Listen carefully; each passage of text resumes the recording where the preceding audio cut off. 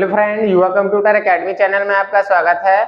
आज दोस्तों मैं आपको यहाँ पर इस वीडियो में आपको डीसीए और पीजीडीसीए में IT trend and technology subject है उसका वीडियो लेकर के आया हूँ। इसके पहले भी मैंने आपको यूट्यूब में अपलोड किया हुआ है वीडियो आपका। जैसे अभी इसके पहले वीडियो में मैंने डीसीए और पीजीडीसीए का पीसी पैकेज सब्जेक्ट का इंपॉर्टेंट क्वेश्चन का सीरीज स्टार्ट किया हुआ है, और ऐसे ही मैं आपको सेकेंड सेमेस्टर का भी इंपॉर्टेंट क्वेश्चन का सीरीज अपलोड करने वाला हूं, जिसमें हमारे सारे इंपॉर्टेंट क्वेश्चन रहते हैं जो एग्जाम में पूछे जाते हैं। तो दोस्तों आज का जो क्वेश्चन है हमारा आईटी ट्रेंड एंड टेक्नोलॉजी से, ये क्वेश्चन है आपका पीपी मॉडल, वॉर्म और ट्रोजन हॉर्स को समझाना है ना। इनके बारे में हम आज जानकारी देखेंगे। तो दोस्तों यहाँ पर पहला क्वेश्चन है आपका, यहाँ पर पहला पॉइंट है पीपी मॉडल क्या होता है। तो दोस्तों पीपी मॉडल का जो पूरा नाम होता है वो होता है यहाँ पर पब्लिक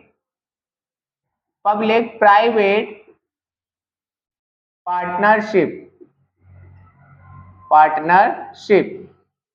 ठीक है, तो दोस्तों यहाँ पर जैसा कि देखो नाम क्या है इसका, पब्लिक प्राइवेट पार्टनरशिप। इसको पूरा नाम क्या हो जाएगा, पब्लिक प्राइवेट पार्टनरशिप। अब यहाँ पर दोस्तों ये होता क्या है, ये मॉडल होता क्या है। तो दोस्तों जैसे कोई अपनी सरकारी कंपनी होती है, क्या होती है, अपनी सरकारी कंपनी होती है, और एक निजी कंपनी होती है। क्या होती है, एक निजी कंपनी होती है। ठीक है, जैसे अपनी कोई भी गवर्नमेंट कंपनी है और निजी, तो इन दोनों के बीच में जो पार्टनरशिप होती है, क्या होती है, इन दोनों के बीच की पार्टनरशिप है ना। पार्टनरशिप क्या कहलाती है, आपकी पीपी मॉडल कहलाती है। अब दोस्तों ये करते क्यों है पार्टनरशिप। तो दोस्तों यहाँ पर जब कोई सरकारी कंपनी वर्क करती है, क्या करती है, वर्क करती है, और कभी कभी ऐसा होता है कि सरकारी कंपनी के पास अपना क्या होता है, जैसे बहुत ज्यादा बजट बन जाता है। क्या होता है, बहुत ज्यादा बजट बन जाता है, इसके पास पैसों की कमी आ जाती है सरकारी कंपनी के पास।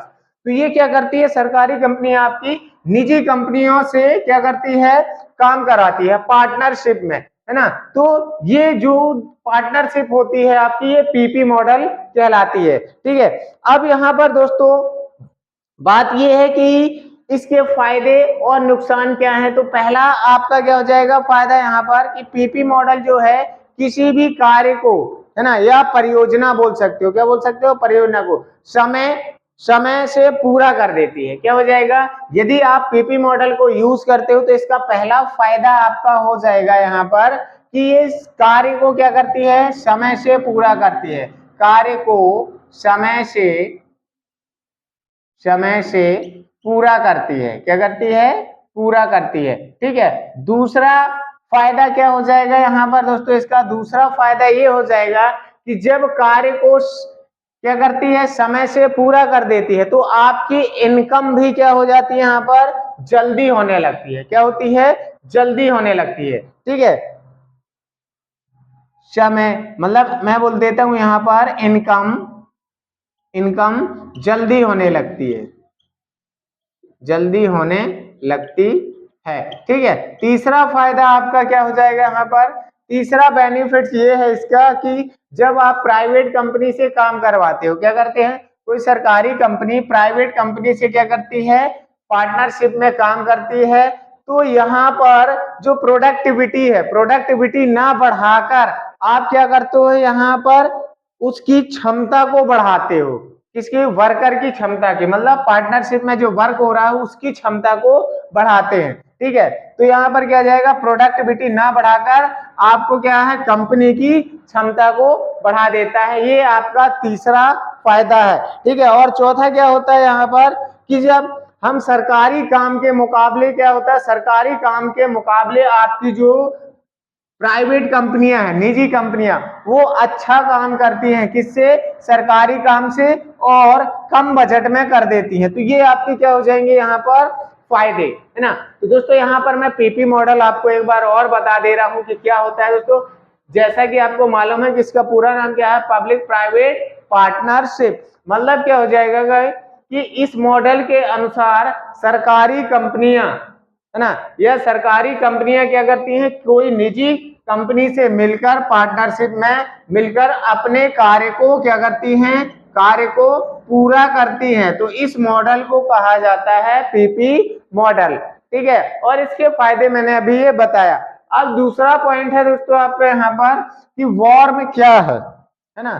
तो वॉर्म क्या होता है आपका यहाँ पर, वॉर्म दोस्तों एक प्रकार का आपका क्या होता है, ये वायरस होता है। क्या होता है, वायरस होता है, ठीक है।